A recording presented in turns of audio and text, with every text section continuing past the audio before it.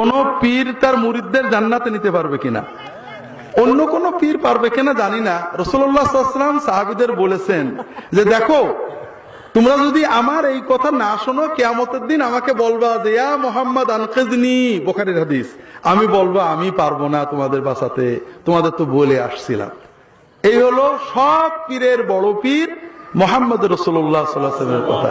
তিনি তার মেয়ে ফাতেমাকে বলছেন, ইয়া ফাতেমা সালিনি মা শি'তি মিন মালি ওয়া আনকিদি নাফসাকি মিনান নার ফাইন্নী লা উগনি আনকি মিনাল্লাহি শাইআ। ফাতেমা, দুনিয়ার টাকা পয়সা আমার কাছে যা চাও পাবে, কিন্তু নিজে বাঁচতে গেলে নিজে আমল করতে হবে, আমি কিন্তু আল্লাহর কাছে তোমার কিছু করে দিতে পারবো না।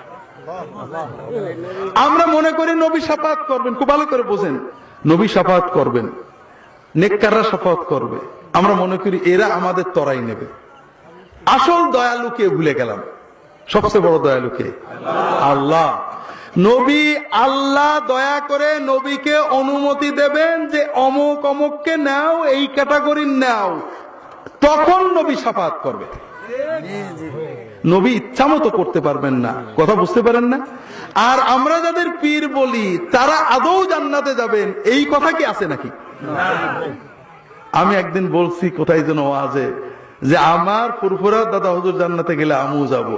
একটা যুবক পাশে বসেছিল এই জায়গা, বলছে হুজুর আপনার দাদা হুজুর জান্নাতে গেছে, দেখে আছেন তো? রাসূলুল্লাহ সাল্লাল্লাহু আলাইহি ওয়াসাল্লামের দুধ ভাই ওসমান ইবনে মাতউন মারা গেলেন মদিনায় যাওয়ার পরে, হিজরতের পরে। একজন সাহাবীর বাড়িতে তিনি থাকতেন, মদিনার আনসার সাহাবী।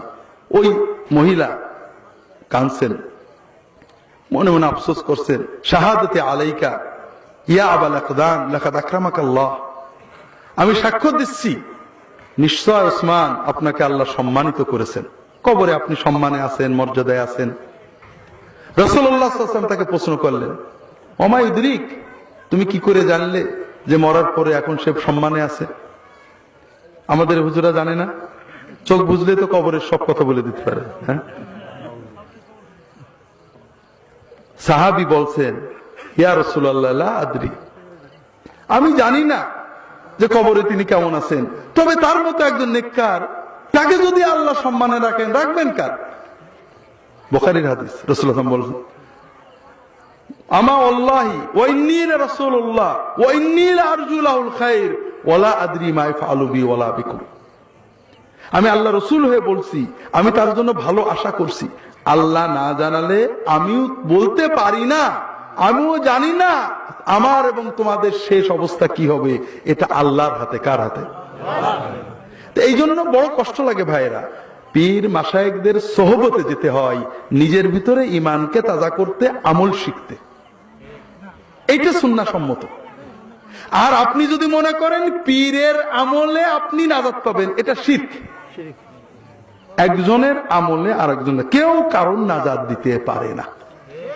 শাফাআত হবে আল্লাহর অনুমতি। আল্লাহ যখন বুঝবেন যে এই বান্দা নাজাতের মতো আমল করেছিল, কাউকে না কাউকে অনুমতি দেবেন। কথা